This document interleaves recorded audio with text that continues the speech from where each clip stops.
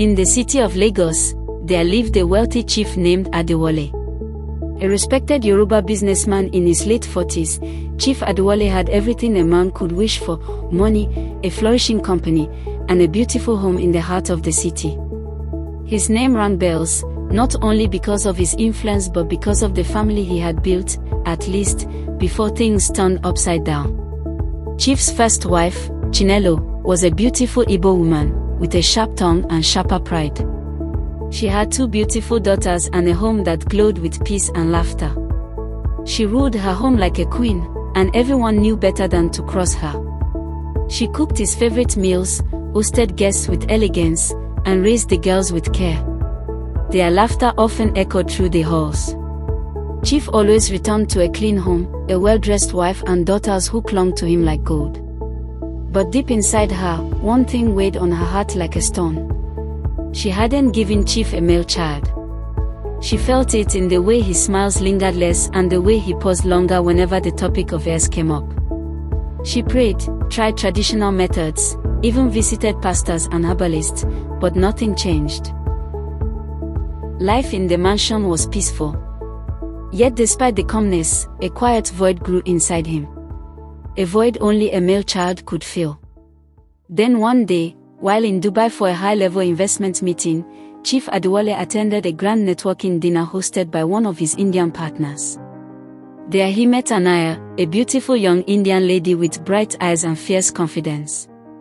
She was helping her uncle with the event, serving dishes and greeting guests with a soft accented voice. Chief started visiting her uncle's store during his stay. They talk and laugh. And soon, he began imagining a different life, a life where she could give him what he was missing. "You're a good man, Chief Adiwali," she told him one evening, "but I cannot be a secret. If you are serious, be serious." And that was all it took. By the time he left Dubai, he had already started the process to marry her. When he returned to Lagos, he called Chinelo into the living room and dropped the bombshell. "Chinelo, I'm taking another wife," he said calmly. Chinelo froze. "What did you just say? You must be joking." "Chief, I dare you to say that again." "I've made up my mind, Chinelo. Her name is Annaya. She's a nice Indian lady, and..." "Did you just call another woman nice in my presence?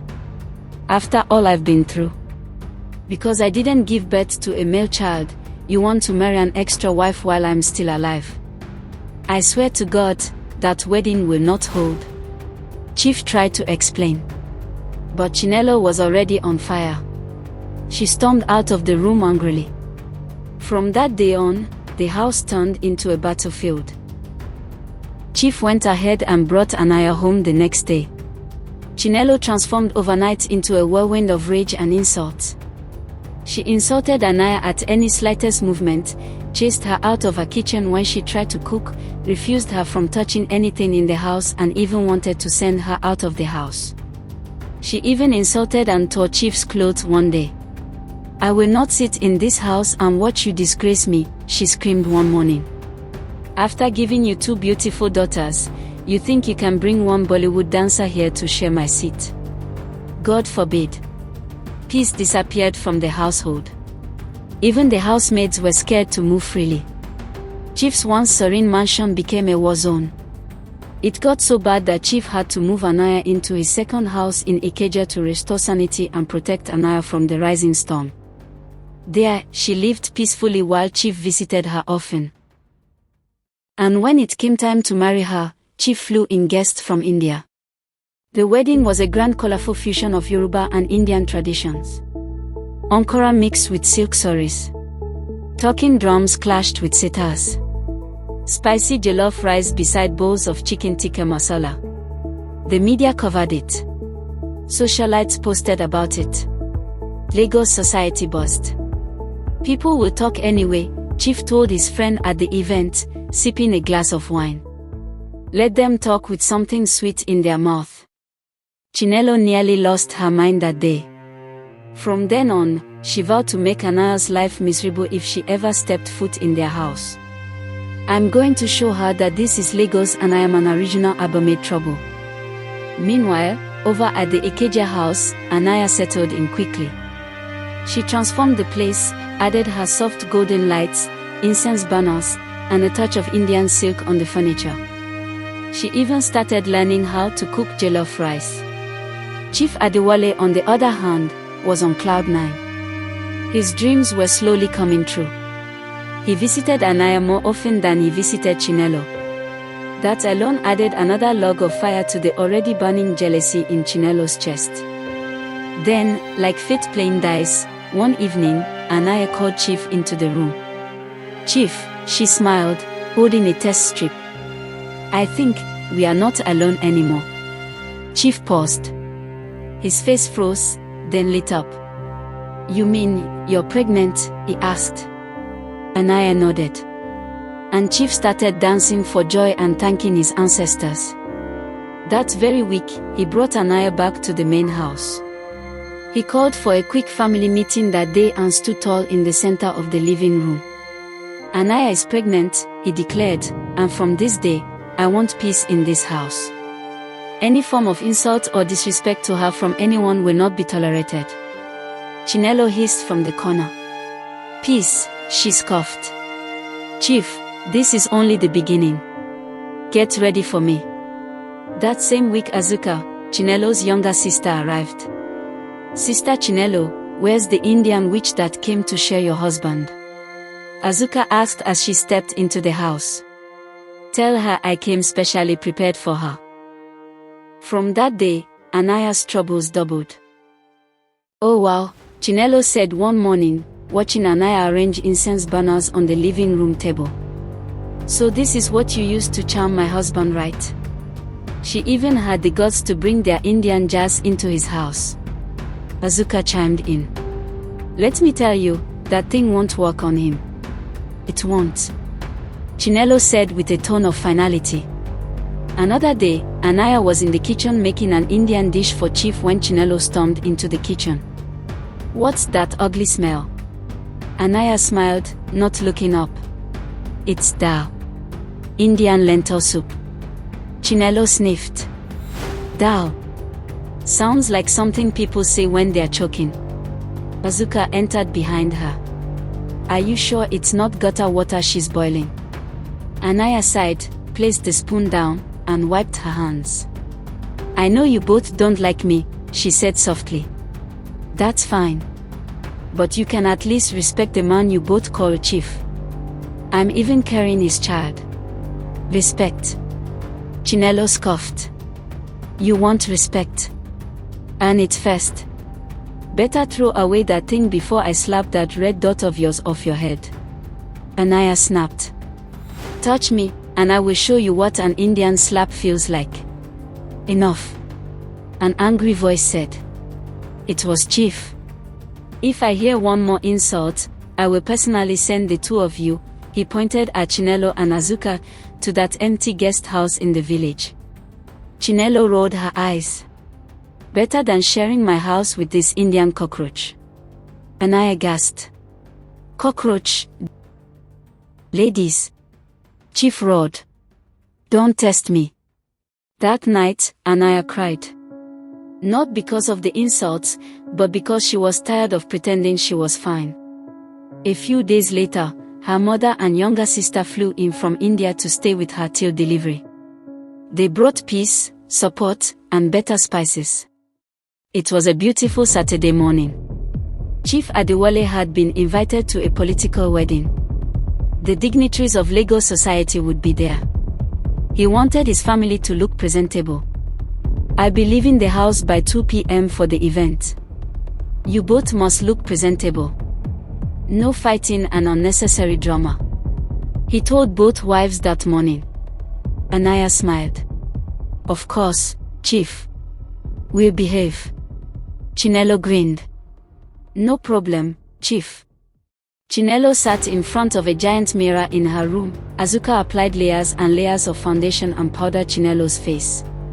"You must pepper this Indian girl today. This makeup will make Chief go blind." Chinelo smirked. "I want him to regret every moment he spent drinking that curry soup of hers." Meanwhile, across the hall, Annaya sat in front of her full-length mirror, adjusting her emerald green sari. Her mother helped pin her pleats, while her younger sister applied red lipstick with surgical precision. "Mommy," Annaya whispered, "today I must show them that I'm from India." "Blind them all," her sister replied. "That Chinelo girl will cry today." By the time they both emerged from their separate quarters, the compound held its breath. Chinelo was wearing a deep purple lace gown that shimmered like royalty. Her gele was so tall it could pick radio signals. Her eyelashes were long and the makeup was too much. She looked like one of those Nollywood goddesses. Annaya descended the stairs in full Indian glory, flowing sari, dramatic eyeliner and makeup, big earrings and jewelries that jingled with every step. She looked like a goddess on tour. Chief stared at them, lips parted. "Is this how you chose to appear for a political event?" "You told us to dress well," Chinelo said, eyeing Annaya. "Yes, Chief," Annaya added. "Is it not good to represent our family with style?" Chief clenched his fist. "Go and change. Now." Chinelo hissed. "Me? After using 2 hours to tie this gele? God forbid. I can't untie this sari again, Chief," Annaya said. "It took me 30 pins and 2 people to arrange it." Chief stared at them for a moment. Then he picked up his car key and walked out. "You two can go and represent your village fashion week. I'm going alone." He walked out and slammed the door. Then Chinelo turned to Annaya, smacking. "Your own caused it." Annaya hissed and walked away. Chinelo faced Annaya's sister. "You see your life? That your useless sister just wants to compete with me every time. She thinks she's the only one that knows how to dress." The next day, Chief lay in bed, browsing his phone, when the smell of frying onions drifted into his room. He smiled lazily. "Oh, my wives are cooking. Maybe they are finally trying to impress me because of what they did yesterday." Annaya was in the kitchen upstairs preparing a spicy biryani with touches of suya-style beef, humming softly as she stirred her pot. Chinelo walked in wearing a satin wrapper and head tie. She paused at the door. "So this one is inside here again. You want to cook? In my kitchen? When you were frying your curry leaves last week, didn't I warn you?" Annaya didn't flinch. "Chief said we can both cook, that's why we have separate kitchens." "I'm not touching your pot, Sister Chinelo." Chinelo clapped her hands. "Who is your sister? Listen here, before your spices make Chief develop a running stomach, I want to prepare him real food. Not all this rice that smells like perfume." Annaya didn't reply immediately. She sprinkled some coriander, then turned slowly. "You always shout like this because you're scared, Chinelo. Afraid that Chief prefers my perfume rice to your bitter leaf soup." Chinelo's eyes lit up like she was possessed. "You this Indian mosquito.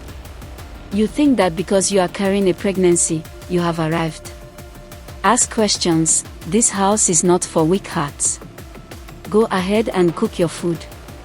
I will show you today." She stormed out, her voice echoing. Later that day, Annaya finished first. She dressed up, fixed her makeup, and carried the food to the dining table. Spicy biryani, fruit salad, and chilled juice arranged like a restaurant setting. Chief walked in, sat down, and smiled. "Wow. This looks like a 5-star hotel." But just as he lifted his spoon, Chinelo walked in like a hurricane, with her own tray of food. "Drop that spoon, Chief," she shouted.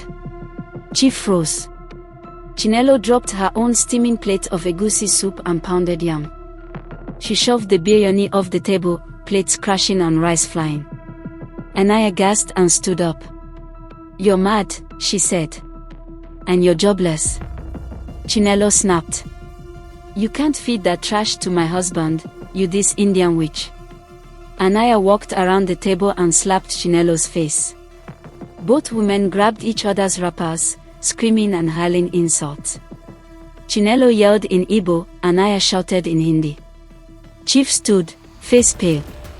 He grabbed his car keys and stormed out. You people will not kill me. Things only got worse. Azuka and Chinelo would whisper and plot, sending the house into fresh rounds of chaos. Annaya tried to stay calm, but one evening while serving food, she was pushed intentionally by Azuka. She fell on her side. She was rushed to the hospital immediately. Annaya was okay. The baby was safe. But Chief was very angry. If anything happens to my wife or my child because of this madness, I'll move all of you to different states. Later that week, Chief summoned both women to the living room, after they had just finished having another round of fight again. I'm warning both of you, he said. If you cause any more drama, I'll move you both out and bring peace to this house myself. Chinelo, I'm talking to you. And Annaya, I know you slapped her again. She deserved it, Annaya mumbled under her breath. What did you say? Chief barked. Nothing, Chief. Chinelo hissed. Let her try it again. Just one more time.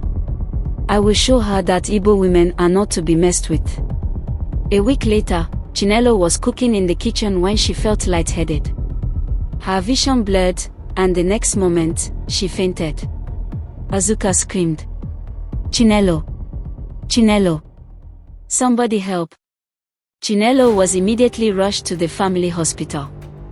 After examination, their family doctor walked in with a smile. Congratulations, Madam Chinelo. You're pregnant. Chinelo sat up. Me? Pregnant? Yes, and based on the results, you are even some weeks ahead of your co-wife. Chinelo smiled broadly. Chinelo later returned home the next day like a triumphant queen. She walked into the house with her hospital file in hand, waving it high in the air. Tell Annaya to shift. Tell her to make room for the original queen. Because I'm pregnant. Azuka entered behind her, singing a victorious song in Igbo language. Annaya stood at the stairs, her eyes wide in surprise. Chinelo marched past her. Hope you know mine is older than yours. So the hierarchy remains. First wife, first baby. One Saturday morning, at 10 a.m. sharp, Chief sat in the middle of the living room, facing all his family members. Both from his side and from his two wives' sides. From Chinelo's side, her mother, her sister Azuka, and 3 aunties in wrapper and head tie were present. From Annaya's side, her mother, her younger sister Priya, and their uncle Reby, who had flown in from Dubai, was also present. Chief sat in the middle, his face expressionless. Next to him was his eldest brother, Chief Alani. Let us begin, Chief Alani said. We are here because our son, Adiwali, is tired. These 2 women in this house are turning his home into a battlefield. My daughter has suffered in this house. She has suffered. This Indian girl came from nowhere and used charm to divide my daughter's home. Annaya's mother snapped her neck to the side. Excuse me. Are we still using that old story? This is not Nollywood, madam. Your daughter has a mouth like poison. Who would want peace with her? Azuka stood. Talk to your daughter, not my mother. Or you think because you're foreigners, you can insult us? Priya fired back, rising from her seat. Yes. It's better to be a foreigner than to be as crude and local as you people. Chinelo rose up, voice already sharp. Annaya. You see your people. Is this the trash imported from abroad? At least I didn't bring a gang of local market women to shout in somebody's house. Chief held his head. The elders tried to intervene. Poor Alani clapped his hands. Order! Order! This is not a market square. But by now, everybody was talking at the same time. Some were standing. Some were yelling. And then... silence dropped like thunder. Chief stood at the staircase, holding his licensed pistol. Chief looked around. I called you all here to settle matters. But it's clear none of you came with sense or shame. I'm tired. I swear to God. I will leave this house. At least I will have peace. And with that, Chief stormed out of his own house, again. Then quietly, one by one, the guests began to leave. Chinelo and Annaya exchanged looks. Neither of them said anything.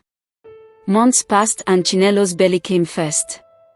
Big, round, and proud. She walked around like a pregnant lioness, slow but fierce. She reminded everyone, first to come, first to deliver.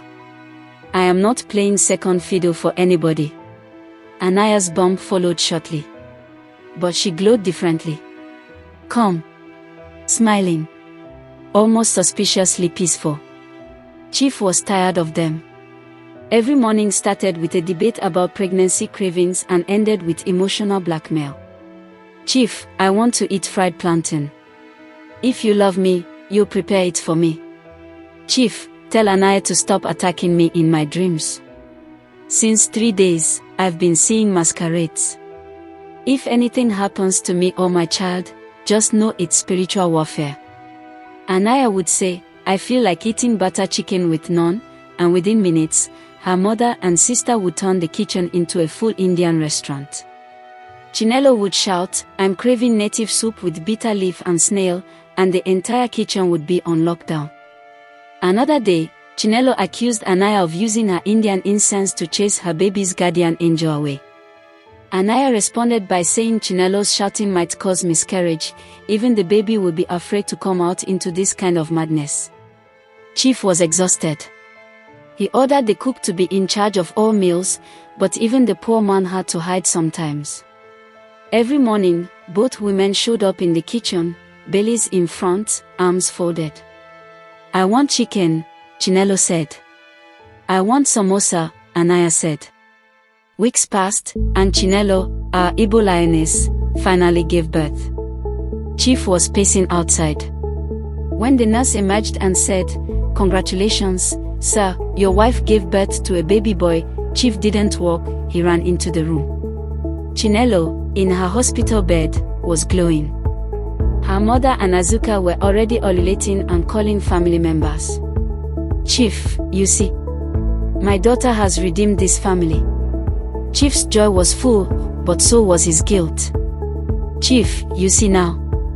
You didn't need to bring in another woman. If only you had waited. Chief didn't respond. His silence was loud enough. Chinelo returned home 3 days later, like a royalty.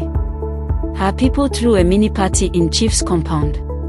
Azuka and her mother danced with their rappers and girlies. Chief carried the baby everywhere, showing anyone who had eyes. This is my boy. My only heir. But the celebration was short-lived. Barely 2 weeks later, Chief's phone rang. Sir, Annaya has delivered safely. Chief froze. She just gave birth to a baby boy. Chief stared into space. 2 sons. 2 mothers. 1 throne. Watch out for part 2.